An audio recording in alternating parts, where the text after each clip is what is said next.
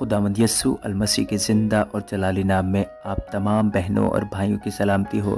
خدا کی طرف سے ہر طرح کی رحمت، ہر طرح کی برکت، شفقت اور ہر طرح کی آسائش آپ سب پر ہوتی رہے، آمین۔ دوستو، مجھ سے وعدہ کریں کہ آپ اس ویڈیو کو مکمل دیکھیں گے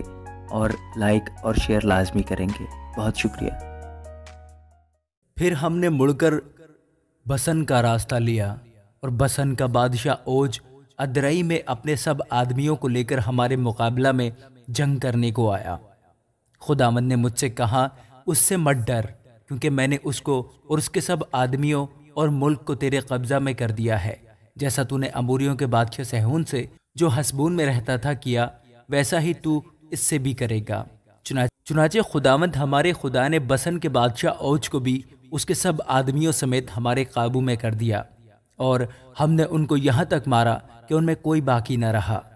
ہم نے اسی وقت اس کے سب شہر لے لیے، اور ایک شہر بھی ایسا نہ رہا جو ہم نے ان سے نہ لیا ہو۔ یوں ارجوب کا سارا ملک جو بسن میں اوج کی سلطنت میں شامل تھا، اور اس میں 60 شہر تھے، ہمارے قبضہ میں آیا۔ یہ سب شہر فصیلدار تھے، اور ان کی اونچی اونچی دیواریں اور پھاٹک اور بینڈے تھے۔ ان کے علاوہ بہت سے ایسے قصبے بھی ہم نے لے لیے جو فصیلدار نہ تھے، اور جیسا ہم نے حسبون کے بادشاہ سیہون کے ہاں کیا، ویسا ہی ان سب آباد شہروں کو ماں، عورتوں اور بچوں کے بالکل نابود کر ڈالا، لیکن سب چوپایوں اور شہروں کے مال کو لوٹ کر ہم نے اپنے لیے رکھ لیا۔ یوں ہم نے اس وقت اموریوں کے دونوں بادشاہوں کے ہاتھ سے جو یردن پار رہتے تھے، ان کا ملک وادی ارنون سے کوہ ہرمون تک لے لیا۔ اس ہرمون کو سیدانی سریون اور اموری سنیر کہتے ہیں، اور سلکا اور ادرئی تک میدان کے سب شہر اور سارا جلعاد اور سارا بسن، یعنی اوج کی سلطنت کے سب شہر جو بسن میں شامل تھے، ہم نے لے لیے، کیونکہ رفائیم کی نسل میں سے فقط بسن کا بادشاہ اوج باقی رہا تھا۔ اس کا پلنگ لوہے کا بنا ہوا تھا، اور وہ بنی امون کے شہر ربا میں موجود ہے، اور آدمی کے ہاتھ کے ناپ کے مطابق 9 ہاتھ لمبا اور 4 ہاتھ چوڑا ہے۔ سو اس ملک میں ہم نے اس وقت قبضہ کر لیا، اور ایرو ایر جو وادی ارنون کے کنارے ہے، اور جلعاد کے کوہستانی ملک کا آدھا حصہ اور اس کے شہر میں نے روبنیوں اور جدیوں کو دیے، اور جلعاد کا باقی حصہ اور سارا بسن یعنی ارجوب کا سارا ملک جو اوج کی قلمرو میں تھا، میں نے منسی کے آدھے قبیلہ کو دیا۔ بسن رفائیم کا ملک کہلاتا تھا،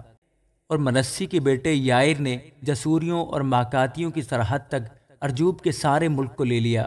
اور اپنے نام پر بسن کے شہروں کو ہوویت یائر کا نام دیا، جو آج تک چلا آتا ہے۔ اور جلعاد میں نے مکیر کو دیا، اور روبنیوں اور جدیوں کو میں نے جلعاد سے وادی ارنون تک کا ملک، یعنی اس وادی کے بیچ کے حصہ کو، ان کی ایک حد ٹھہرا کر دریائے یبوک تک جو امونیوں کی سرحد ہے، ان کو دیا، اور میدان کو، اور کنرت سے لے کر میدان کے دریا یعنی دریائے شور تک جو مشرق میں پسگا کے ڈھال تک پھیلا ہوا ہے، اور یردن اور اس کی ساری نواحی کو بھی میں نے انہی کو دے دیا۔ اور میں نے اس وقت تم کو حکم دیا کہ خداوند تمہارے خدا نے تم کو یہ ملک دیا ہے کہ تم اس پر قبضہ کرو، سو تم سب جنگی مرد مسلح ہو کر اپنے بھائیوں بنی اسرائیل کے آگے آگے پار چلو، مگر تمہاری بیویاں اور تمہارے بال بچے اور چوپائے، کیونکہ مجھے معلوم ہے کہ تمہارے پاس چوپائے بہت ہیں،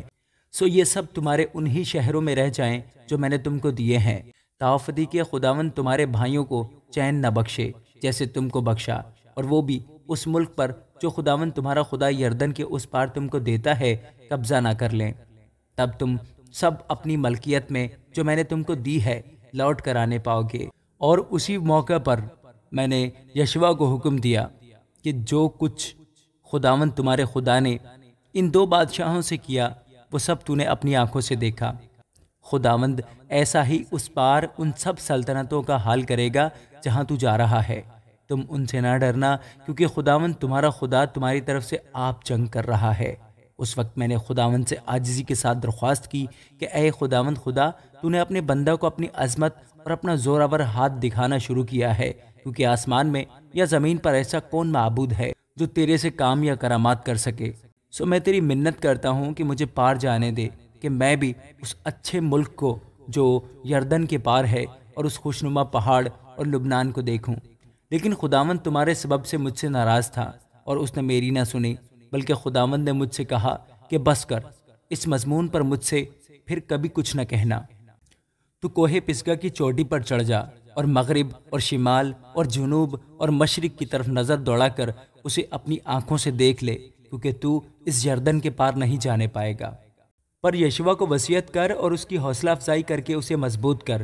کیونکہ وہ ان لوگوں کے آگے پار جائے گا اور وہی ان لوگوں کو اس ملک کا جسے تو دیکھ لے گا مالک بنائے گا۔ چنانچہ ہم اس وادی میں جو بیت فغور ہے ٹھہرے رہے۔